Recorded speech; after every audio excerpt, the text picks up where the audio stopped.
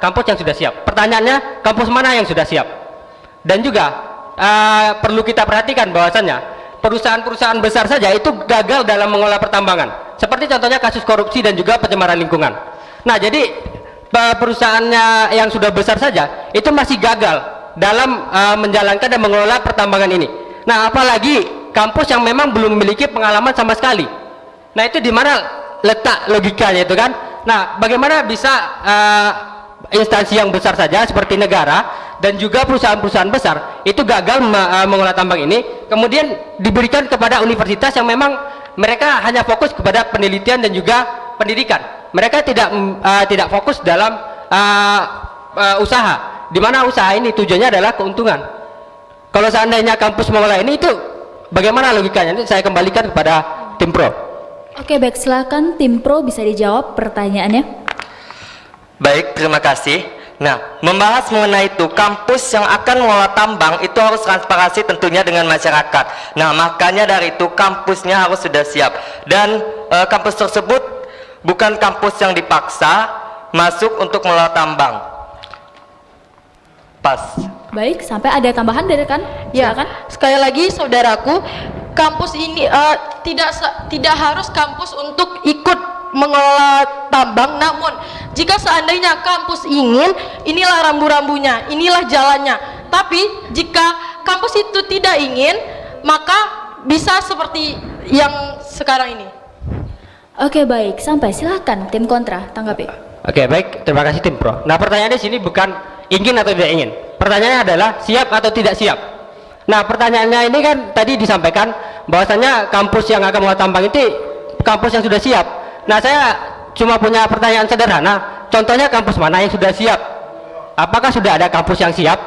Mulai dari sumber daya dan juga pengalaman yang mereka miliki. Oke, baik, silakan tim pro. Apakah ada data yang menyebutkan adakah kampus yang memang sudah siap dengan kebijakan ini? Barangkali bisa disampaikan. Izin moderator, mungkin di sini DPR tentunya memperundingkan hal ini demi kebijaksanaan, demi berjalannya tentunya perekonomian di Indonesia, saudaraku. Maka dari itu dipersiapkanlah. Namun saya tegaskan lagi bahwasanya di sini kampus yang sudah siap. Barangkali di sini tidak diharuskan, saudaraku. Namun mohon maaf, sudah sampai.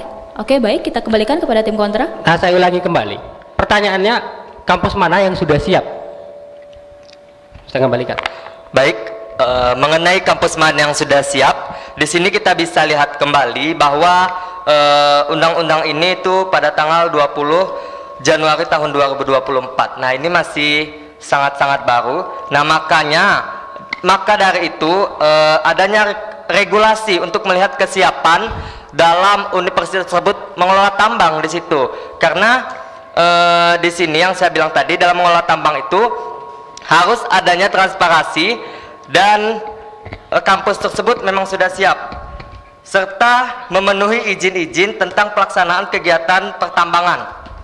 Nah, tentang pertambangan ini sendiri, kewajiban yang harus dipenuhi oleh pemegang izin, termasuk pemanfaatan sumber daya alam tersebut. Sampai. Oke, baik, tim kontra, silakan. Baik, izin menanggapi saudara berpikir dari tim pro. Bisa kita lihat dan kita baca juga ya, dari beberapa hari sejak keluarnya undang-undang, itu sudah banyak beberapa dosen yang menolak keras dengan adanya pertambangan di lingkup kampus atau pertambangan yang masuk ke kampus gitu. Dan ini pun menandakan bahwasanya banyak kampus yang belum benar-benar siap untuk menjadi kampus yang memiliki basis tambang, saudaraku. Baik, ada tambahan? Izin Silakan. menambahkan, untuk sebuah tujuan yang besar cukup fokus pada satu hal saja. Jika dalam perguruan tinggi itu fokus pada tridharma perguruan tinggi, menurut saya itu hanya fokus lebih baik untuk fokus meningkatkan pada pendidikannya. Pemerintah juga meningkatkan prasarana dan penunjangan penelitian serta riset keilmuan, tidak dibarengi dengan tujuan lain seperti menambahkan sarana prasarana untuk kegiatan tambang. Jika terjadi dua tujuan besar dalam satu hal, maka itu akan menyebabkan ketimpangan atau tumpang tindih dan tidak ada kejelasan tujuan. Baik, sampai. Silakan Tim Pro. Interupsi. Saudaraku berpikir terlalu buruk memandang kepada kampus-kampus tersebut. Menurut saya dan teman-teman, kampus yang bisa adalah kampus yang berkompeten, yang sudah menyelesaikan akademisnya, serta primer yang dari universitas tersebut. Saudaraku, kita melihat dari sisi positif dan niat baiknya, saudaraku. Sampai. Baik, silakan ada tambahan. Sedikit tambahan, kebebasan akademik mahasiswa juga perguruan tinggi selama ini merupakan ruang bagi generasi muda untuk mengembangkan pemikiran kritis dan mengeluarkan kepedulian terhadap berbagai isu termasuk lingkungan. Jadi tidak ada apa alasan tim kontra untuk tidak setuju dengan hal tersebut? Terima kasih. Sampai. Baik, kita kembalikan kepada tim kontra. Silakan. Oke, baik, terima kasih Tim Pro. Seperti yang disampaikan tadi, seharusnya ini menjadi sarana buat kita untuk bisa berpikir kritis tentang lingkungan. Nah, ini merupakan hal yang kritis. Bagaimana pertambangan itu merusak lingkungan? Kan untuk mengolah pertambangan itu, kita sama-sama tahu pertambangan itu menyebabkan pencemaran.